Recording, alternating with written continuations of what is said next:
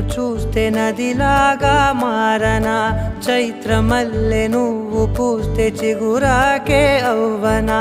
నన్నే వరించే యువరాజును అంట నీ